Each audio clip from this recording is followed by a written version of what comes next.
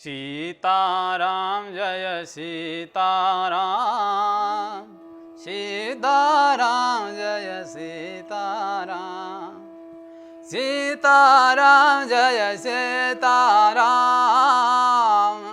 सीताराम जय सीताराम, सीताराम जय सीताराम, सीताराम जय सीताराम, सीताराम जय सीताराम, सीताराम जय सीताराम, सीताराम जय सीताराम, सीताराम जय सीताराम। श्री रामचंद्र चरणो मनसा स्मरामि, श्री रामचंद्र चरणो वचसा गृह्णामि, श्री रामचंद्र चरणो शिरसा नमामि, श्री रामचंद्र चरणो शरणं प्रपद्ये। अतुलित बलधामं हेमशैलापदेहं धनुजवन कृशानुं ज्ञानिनाम् अग्रगण्यं सकलगुणनिधानं वानराणामधीशं रघुपतिप्रियभक्तं वातजातं नमामि। गावो मम कृतः सन्तु, गावो मे सन्तु पृष्ठतः, गावो मे हृदये सन्तु, गवां मध्ये वसामयं, गवां मध्ये वसामयम्। हरिशरणम अंतर्यामी रूप से हरिव्यापक सर्वत्र समाना भगवान प्रभु सभी जगह विराजमान हैं। भगवान का वंदन करते हैं। परम सद्गुरु भगवान श्री हनुमान जी महाराज के चरणों में प्रणाम निवेदित करते हैं। दास के गुरुदेव महाभाग स्वामी जगदीश चैतन्य जी महाराज को सादर प्रणाम करता हूँ। आप सभी जो सोशल मीडिया के द्वारा ऑनलाइन प्लेटफॉर्म पे इस सत्संग को श्रवण कर रहे हैं, उन सभी को मेरा सादर हरिशरणम। जय गौ माता, जय गोपाल। प्रिय सज्जनों, भक्ति की पुष्टि, भक्ति पथ को सुदृढ़ अगर करना है, अगर आप साधना के पथ पे अग्रसर हैं, तो आप साधन के साथ साथ, जैसे आप जप करते हैं, तप करते हैं, कोई भी अनुष्ठान करते हैं या नित्य कर्म में करते हैं, माला फेरते हैं, जप करते हैं, उसके साथ साथ भगवत चरित्रों का पठन, स्वाध्याय, मनन और श्रवण अति आवश्यक है। क्योंकि भगवत प्राप्त भक्तों का जो चरित्र है वो आपकी भक्ति को सुदृढ़ करता है और भगवत प्रेम में अगाध आस्था, श्रद्धा, विश्वास को जागृत करता है। आज हम ऐसे ही एक महापुरुष की चरित्रावली पे वर्णन करेंगे। आपके जीवन वृत्तांतों से हम लोग अपनी भक्ति को पुष्ट करेंगे। महाराष्ट्र वैसे भक्तों की भूमि है, वहाँ खूब सारे भगवत प्राप्त सिद्ध महापुरुषों का अवतरण हुआ है। उन्हीं में से एक सन विक्रम संवत 1327 कार्तिक शुक्ल एकादशी को पंढरपुर के पास में ही एक छोटा सा गांव था, जहाँ पे भक्तराज नामदेव जी का जन्म हुआ। नामदेव जी के जो पिताजी थे दामाशेठ उनका नाम था, और माताजी गोणाई, आई तो महाराष्ट्र में वैसे भी माताजी को कहते हैं। वहाँ लगभग सभी माताओं के नाम के पीछे आई लगता ही है। तो गोणाई के आपका जन्म हुआ आपके गर्भ से। बचपन से ही आपका स्वभाव बड़ा सरल विनम्र था और आपका जो परिवार था वो भगवान विट्ठलनाथ का परम भक्त परिवार था। बचपन से ही नामदेव जी के घर पे गोराबा, सामताबा करके दो सिद्ध संत हुए, संकीर्तन प्रेमी। वो गांव गांव घूम के कीर्तन करते थे, तो अक्सर उनके घर पे भी सत्संग का माहौल बना रहता था। और नामदेव जी का आकर्षण दिनों दिन भगवान विट्ठलनाथ जी के चरणों में होता गया। और वो भी बचपन से ही, जब छोटी अवस्था में थे तो भी विट्ठल विट्ठल विट्ठल विट्ठल रटा करते थे। जब उन्होंने अक्षर ज्ञान प्राप्त करना शुरू किया तो होता है ना कि जिसको जो चीज़ प्रिय होती है उसी का नाम वो पहले लिखता है, या खुद का हो, माता पिता का हो, लिखते हैं। नामदेव जी ने जो पहला अक्षर पाटी पे लिखा वो विट्ठल था। विट्ठल विट्ठल के अलावा कुछ नहीं लिखते थे, पूरी पार्टी में विट्ठल विट्ठल लिखते थे। मतलब भगवान विट्ठल में उनका अगाध प्रेम था, अगाध श्रद्धा थी बचपन से ही। वो मतलब पूरे दिन विट्ठल विट्ठल करते रहते थे, बालकों के साथ खेलते थे तो काष्ठ के ठाकुर जी बना लेते थे, उन्हीं के साथ में ध्यान करते, उन्हीं को खिलाते, उन्हीं को नहलाते भाव रूप से, और उन्हीं के साथ खेलते थे। जैसे छोटे बच्चे गुड़ी गुड़ियों के साथ कैसे खेलते हैं, वैसे ही वो भगवान के स्वरूप के साथ खेलते थे। ऐसे ही उनका बचपन धीरे धीरे थोड़े बड़े हुए, 8-9 साल का हुए तो एक बार की बात है, वो अपने ननिहाल गए हुए थे। ननिहाल में आपके जो नाना जी थे वामदेव जी, वो परम वैष्णव थे। विट्ठलनाथ जी की सेवा आपके वहाँ घर पे होती थी। और नामदेव जी जब अपने नाना जी को देखते कि प्रतिदिन नाना जी ठाकुर जी को बाल भोग लगा रहे हैं, ठाकुर जी को स्नान करा रहे हैं, ठाकुर जी को चंदन लगा रहे हैं, ठाकुर जी को आभूषण पहना रहे हैं, पोशाक पहना रहे हैं, दिन में मध्याह्न का भोग लगा रहे हैं, साय का भोग लगा रहे हैं, ये सब अति उत्तम आध्यात्मिक क्रियाओं को देख के बालक नामदेव की दिनों दिन अनुरक्ति ही भगवान की भक्ति में बढ़ती गई। एक दिन नामदेव जी के हृदय में ये भाव आता था, प्रतिदिन ही आता था, कि क्या कभी नाना जी मुझे ठाकुर जी की सेवा का अवसर देंगे। एक दिन उन्होंने नाना जी से कहा, नाना जी आप मुझे ठाकुर जी की सेवा सौंपिए, मैं भक्ति भाव से पूर्ण निष्ठा से ठाकुर जी की सेवा करूंगा। तब नाना जी ने कहा, बेटा तेरी इच्छा बहुत पवित्र है, मैं भी 2-3 दिन बाद में बाहर गाँव जाऊँगा, कई बार जाऊँगा यात्रा पे, तब तो पीछे से ठाकुर जी की सेवा करना। अब तो नामदेव जी को नींद नहीं आए कि नाना जी कब जाएंगे और हमें सेवा करने का अवसर मिलेगा। तो नाना जी का वो समय आ गया यात्रा करने का। तो नाना जी ने कहा, बेटा हम आज यात्रा पे जा रहे हैं, आप ठाकुर जी को अच्छे से रखना, ठाकुर जी की अच्छे से सेवा करना, किसी प्रकार की त्रुटि न हो। नामदेव जी ने कहा, नाना जी कोई त्रुटि नहीं होगी, मैं पूरा भाव से ठाकुर जी की सेवा करूँगा। नामदेव जी ने सर्वप्रथम जैसे नाना जी से देखते थे वैसे ही प्रातःकाल ठाकुर जी को स्नान कराया है, ठाकुर जी की पोशाक पहनाई है, ठाकुर जी का श्रृंगार किया, ठाकुर जी को चंदन घस के लगाया है, बढ़िया केसर चंदन में मिला के बढ़िया घस के लगाया।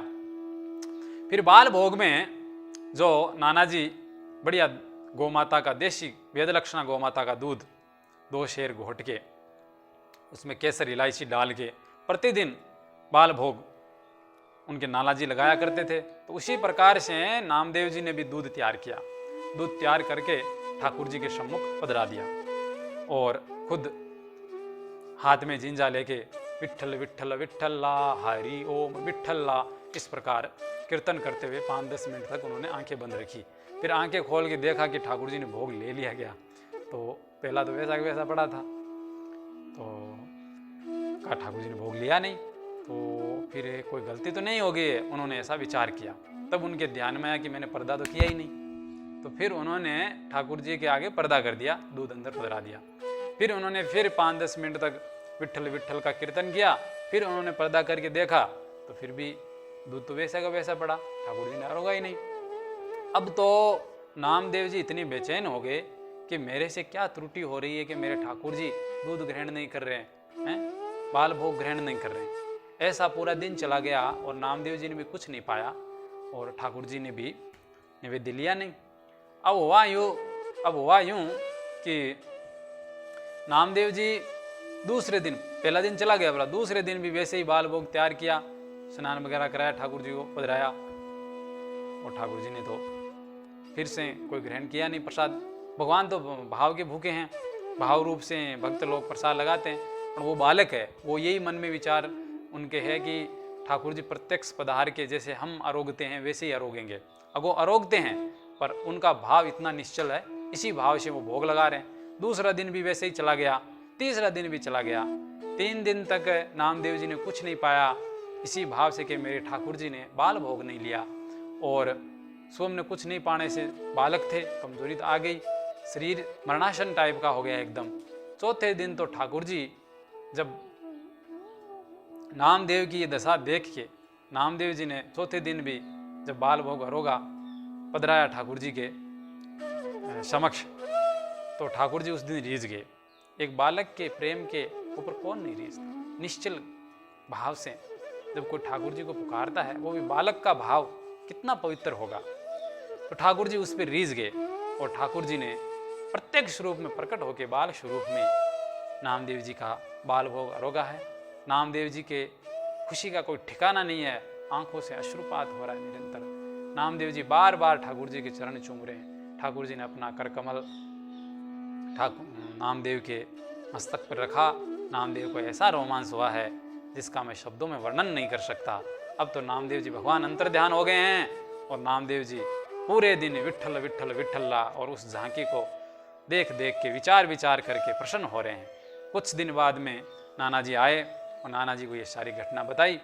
नाना जी बड़े आश्चर्यचकित हो गए कि हम तो बचपन से विट्ठल नाथ जी की सेवा कर रहे हैं, हमको तो कभी दर्शन नहीं हुए, तुझे कैसे हो गए? अगर ऐसी बात है तो हमारे सामने बाल भोग लगाओ और ठाकुर जी को पाए तो मैं मानूं, ऐसे तो कैसे? तो ठाकुर जी नामदेव जी ने कहा बिल्कुल नाना जी, अभी तैयार करते हैं। उन्होंने बाल भोग तैयार किया और ठाकुर जी को पधराया, प्रार्थना की ठाकुर जी से, खूब कीर्तन किया। ठाकुर जी आए नहीं।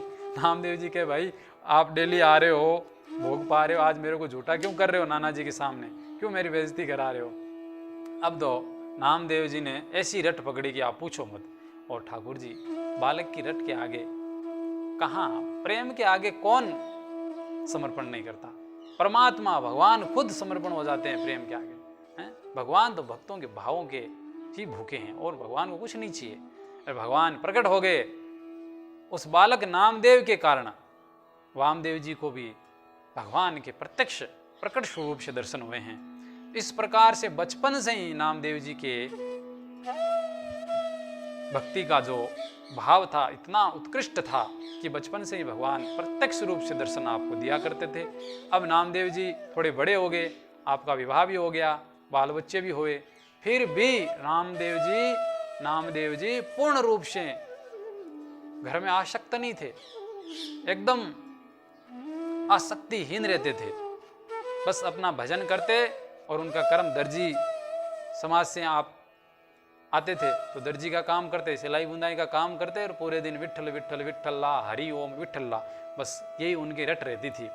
आप थोड़े बड़े हो गए हैं, 20-30 साल के हो गए हैं, तब आपने वृंदावन की यात्रा की। तब तक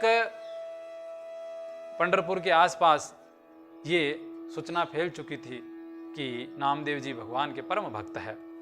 और जब आप वृंदावन पधारे तो वहाँ भी आपने खूब संकीर्तन भगवान के दर्शन कर करके आनंद लिया है। और ये जब समाचार, उस समय सिकंदर लोदी का शासन था, उसको पता लगा कि नामदेव नाम के कोई भगवत प्राप्त संत है, तो उसने नामदेव जी को बुलवाया और उसके वहाँ एक मृत गोमाता थी। उसने नामदेव को कहा कि हमने सुना है आपने साहिब के दर्शन किए, अगर ऐसी बात है तो आप इस गाय को जिंदा करके दिखाइए। तो नामदेव जी ने कहा अरे भाई, हमारे अंदर कोई सामर्थ्य नहीं है, हमारे अंदर अगर सामर्थ्य होती तो हम ये सिलाई बुनाई का काम थोड़ी करते। हम तो सिलाई बुनाई करके अपना पेट पालते हैं और उसी से संतों की सेवा करते हैं। पर उसने कहा अगर आपने इस गाय को जीवित नहीं किया, अपनी भक्ति का चमत्कार या प्रभाव नहीं दिखाया, तो हम ये मानेंगे तुम पाखंडी हो, समाज में पाखंड फैला रहे हो, हम तुमको जेल में डाल देंगे। अब नामदेव जी क्या करते? नामदेव जी ने भगवान को प्रणाम करके अपना एक प्रेम भरा गीत भगवान को सुनाया है और भगवान ने उस गौमाता को जीवित कर दिया। उसके दरबार में ये चमत्कार देख के सभी नामदेव जी को दंडवत किया है। और सिकंदर लोदी ने नामदेव से प्रार्थना की है कि आप जैसे संत इस दरबार में आए, ये दरबार पवित्र हो गया और मैं आपको कुछ देना चाहता हूँ, आप या कोई गांव ले लीजिए या कोई रियासत ले लीजिए, कोई देश ले लीजिए, ऐसा उसने नामदेव जी को कहा। नामदेव जी ने कहा भाई हमको कुछ नहीं चाहिए, आप हमें यहाँ जाने की अनुमति दे दो बस। तो फिर भी उसने हठपूर्वक एक स्वर्ण मंडित पलंग कुछ सेवकों के साथ नामदेव जी के साथ भिजवाया। उन दिनों नामदेव जी वृंदावन में रहते थे। अब रास्ते में आते आते नामदेव जी के हृदय में विचार आया कि ये इतना मूल्यवान बहुकीमती पलंग के चक्कर में दुष्ट लोगों की इसके ऊपर दृष्टि पड़ेगी, इसकी सुरक्षा में, इसकी देखभाल में हमारा समय जाएगा और उससे हमारा भजन विचलित होगा, उससे हमारा भजन बिगड़ेगा। तो उन्होंने उन सेवकों को कहा कि इस पलंग को यमुना जी में डाल दीजिए। तो उन्होंने यमुना जी में विसर्जन कर दिया पलंग को और स्वयं वृंदावन आ गए। उन सेवकों ने जाके जब सिकंदर लोधी को बताया तो उसको बड़ा आश्चर्य हुआ और उसने पुनः नामदेव जी को बुलवाया कि हम वैसा ही पलंग और बनाना चाहते हैं, आप हमें वो पलंग लाके दीजिए, उसी डिजाइन के हम और पलंग बनाएंगे। तब नामदेव जी ने कहा चलो हमारे साथ दे देते हैं भाई, क्या करें। तो उन्होंने सिकंदर लोधी की राजधानी के बाहर ही यमुना जी में विसर्जन किया था। बोले निकाल लो इसमें से। तो उसमें से उस प्रकार के कई पलंग निकले और नामदेव जी ने कहा इसमें से तुम्हारा कौन सा है पहचान लो, ले जाओ। इस चमत्कारिक घटना से उसका भी हृदय परिवर्तन हुआ और वो नामदेव जी के चरणों में गिर गया और क्षमा मांगने लगा कि हे भगवान, मुझे साहिब का अपराध न लगे, उसके पाप से मैं वंचित हो जाऊं, ऐसी मेरे पे कृपा करो। तब नामदेव जी ने कहा देख भाई, आगे से किसी संत को परेशान मत करना, इस प्रकार अपने दरबार में मत बुलाना किसी को। ऐसा कह के नामदेव जी वहां से वृंदावन आ गए। काफी समय तक आप वृंदावन विराजे। फिर आपके हृदय में विचार आया कि अब मैं भगवान पंडरीनाथ विठलनाथ के शरण में जाता हूँ। तब आप विठलनाथ जी के नगरी पंढरपुर में पधारे। वहाँ जब आप पधारे तो आपकी इच्छा हुई क्यों ना मैं पहले दर्शन कराता हूँ ठाकुर जी के। जब मंदिर परिसर में आप पधारे तो मंदिर में काफ़ी भीड़ थी। तो आपने अपनी जो पादुकाएं थी, जूते थे, चमड़े के थे, तो आपने कमर में वो बांध लिए अंगोछे के साथ में। और मंदिर में वो इसलिए बांधा कि उनके भाव ये था कि भाई चप्पलें को ले जाएगा तो मन भटकेगा, वो भगवान के दर्शन करना चाहते हैं। तो उन्होंने कमर में अपनी चप्पलें बांध के और मंदिर में प्रवेश कर गए। वो चप्पलें किसी पंडे ने देखी कि भाई कैसा आदमी है, मंदिर के अंदर, गर्भगृह के अंदर जहाँ दर्शन होता है वहाँ ये पादुका ले आया, अपनी चप्पलें ले आया। तो उस पे पंडों ने उसको खूब थोड़ा नामदेव जी को धक्का मुक्की किया और नामदेव जी को मंदिर से बाहर निकाल दिया। पर इस पे नामदेव जी के चित्त में किसी भी प्रकार का क्षोभ नहीं है। वो तो हमेशा सम रहते हैं, वो तो सब जगह भगवत दर्शन करते हैं। उन्होंने तो यही सोचा कि भगवान ने ही मुझे अपने दर्शन से वंचित किया है। तो उन्होंने गर्भगृह के पीछे की साइड में जाके, मंदिर के पीछे की साइड में जाके बैठ के भगवान को जो नित्य प्रति जो पद सुनाते थे वही पद उन्होंने प्रेम से गा के ठाकुर जी को सुनाया। और ठाकुर जी ने ऐसी कृपा की कि पूरे मंदिर का ही जो दर्शन है वो पूरा घुमा के मुख, मंदिर का मुख ही नामदेव जी की तरफ कर दिया। ये चमत्कार जब पंडों ने देखा तो सारे पंडे नामदेव जी के चरणों में पड़ गए कि हमें क्षमा करो, हमने आपके भक्ति को पहचाना नहीं, आपकी जो भक्ति है वो अनूठी है। सभी ने नामदेव जी से क्षमा मांगी। नामदेव जी तो क्षमा किए हुए थे, उन्होंने तो किसी का अपराध माना ही नहीं था। इस प्रकार नामदेव जी के साथ कई चमत्कार हुए। नामदेव जी, एक बार की बात है, पंढरपुर के एक सेठ थे, उस समय नामदेव जी पंढरपुर में विराजते थे।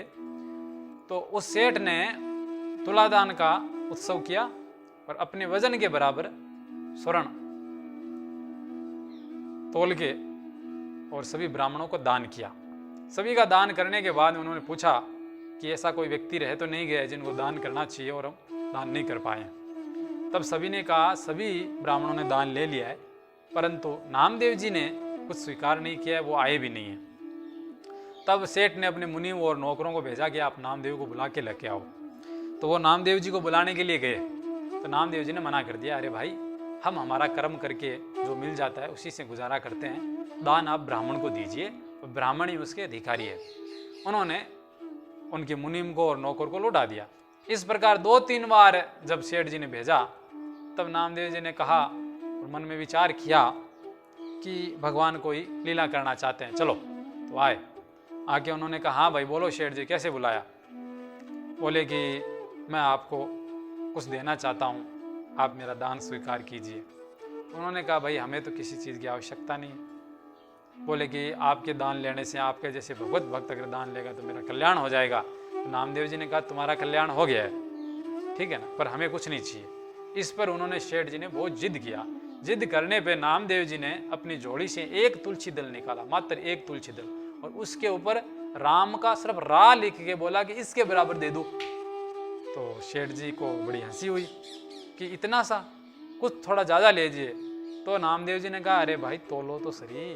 तो उन्होंने पलड़े में, जो छोटा पलड़ा होता है स्वर्ण मुद्रा तोलने का, उस पलड़े पे रखा, उस पे दूसरी साइड में स्वर्ण भी रखा, सोना भी रखा, पर उस पर जो तुलसी दल जिधर रखा हुआ था वो जमीन में गड़ा हुआ ये पलड़ा। फिर उन्होंने बड़ा पलड़ा मंगवाया, उस पर तुलसी दल रखा, फिर उधर स्वर्ण तोला। इस प्रकार पूरे घर का सोना चांदी तोल दिया, पर उस तुलसी दल के बराबर वो नहीं हो पाया। तो सभी उनको बड़ी शर्मिंदगी हुई। तो नामदेव जी ने कहा एक काम करो, तुम्हारा जितना पुण्य है अब तक जितना किया है उसका संकल्प करके भी इस पे डाल दो। तो उन्होंने संकल्प करके अपने पूरे पुण्य का संकल्प करके उस पलड़े में डाल दिया।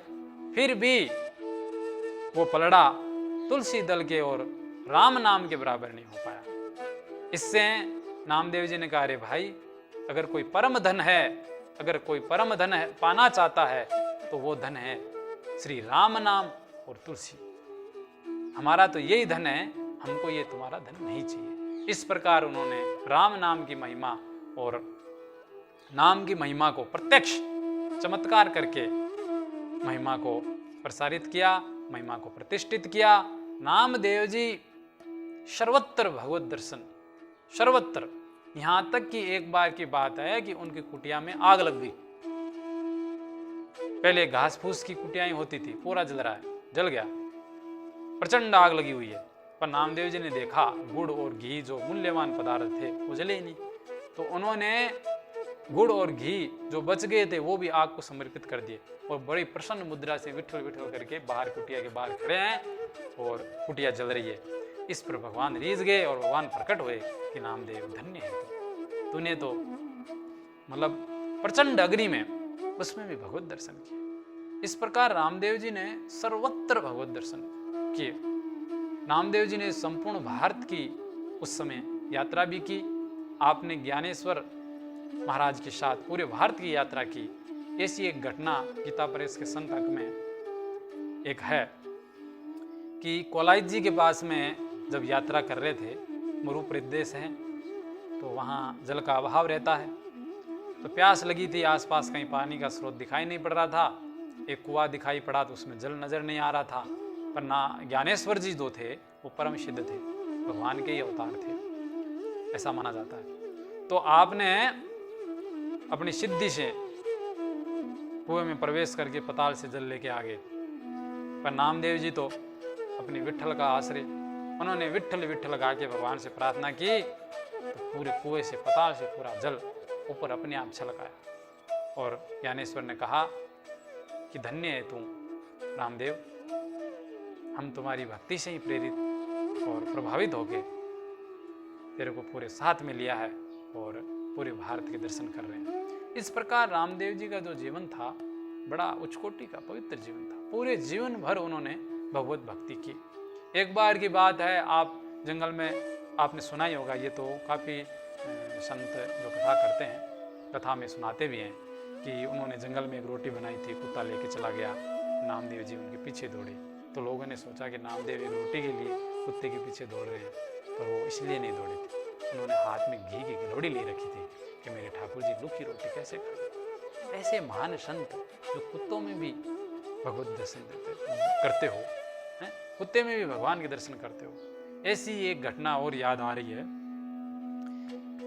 नदी के किनारे एक प्रेत रहता था और कोई वहाँ पे जाता नहीं था, और नामदेव जी वहाँ पानी लेने गए तो प्रेतों ने उनको घेर लिया। नामदेव जी को नहीं पता है प्रेत है, नामदेव जी ने उनको भी भगवान स्वरूप ही समझा सबको, और रामदेव जी ने अपनी जिंजा निकाल के हरे कृष्ण का शानदार कीर्तन किया। वो जो प्रेत थे वो भगवत स्वरूप में प्रकट हो गए, और भगवान ने नामदेव को गले लगा लिया कि नामदेव धन्य है, तेरी दृष्टि धन्य है। नामदेव जी ने जीव मात्र में कण कण में भगवत दर्शन किया। वास्तव में अगर देखा जाए, जगत और जगदीश्वर में भेद नहीं है, ये भेद हमारा बनाया हुआ है। जब तक ये भेद हमारे जीवन में रहेगा तब तक हम दुखी रहेंगे, क्योंकि जगत को जगदीश का स्वरूप मान के उसकी सेवा पूजन की जाए, न कि उसका भोग किया जाए। अगर हम जगत में रह के उसका भोग करेंगे तो भैया आसक्ति मिलेगी, और आसक्ति तो राग द्वेष का कारण है, और राग द्वेष तो दुख का कारण है। इसलिए भगवत भाव से सर्वत्र भगवान का ही दर्शन करें, भगवान का स्वरूप मान के ही सबकी सेवा करें। देखा जाए तो नामदेव जी के चरित्र से यही शिक्षा मिलती है कि जीवन को भगवान को समर्पित कर दो और अपना कर्म करते हुए। कितनी सुंदर बात है, नामदेव जी ने अपना कर्तव्य कर्म कभी नहीं त्यागा। वो सदग्रस्ती थे, उनको 4 पुत्र थे, एक कन्या थी, वो दर्जी का कार्य करते थे और दान भी नहीं स्वीकार करते थे। जो अपने कर्म से जो कुछ मिल जाता उसी से अपना जीवन व्यापन करते थे और संतों के साथ सत्संग करते थे। नामदेव जी ने लगभग 17 से 18 वर्ष पंजाब में बिताए। आप देखेंगे गुरु ग्रंथ साहब में लगभग 62 ऐसे हैं जो नामदेव जी के चरित्र पे वर्णित है, और मराठा में भी उनके अभंग खूब प्रसिद्ध है, जो भक्त लोग उनका गायन कर करके भगवान को रिझाते हैं और भक्ति का आनंद लेते हैं। ऐसे नामदेव जी आज भी साक्ष्य प्रमाण है। लोग ये न समझे कि नामदेव जी की ये जो विचित्र और चमत्कारी की जो घटनाएं हैं ये कोरी कल्पना है। कोरी कल्पना नहीं, भक्त झूठ नहीं बोलते भैया। आज भी हरिद्वार के पास में ज्वालापुर नामक ग्राम में उनका मठ था, उसके अवशेष हैं। और गुरदासपुर के पास में गांव, वहाँ आज भी द्वारकाधीश द्वारका गेट जो नामदेव जी के भक्तों ने बनाया, वहाँ भी नामदेव जी की समाधि जैसा कुछ स्वरूप भी बना हुआ है। तो ऐसे महापुरुष नामदेव जी थे। तो हम तो भैया नामदेव जी को अपने जीवन का प्रेरणा स्रोत मानते हैं। ऐसे भगवत प्राप्त संतों को के जीवन को ही अनुसरण करना, उससे आपके भक्ति में श्रद्धा और आस्था विश्वास सुदृढ़ होगा। इसी भाव के साथ विठ्ठल विठ्ठल विठ्ठला हरि ओम विठ्ठला हरि शरणम।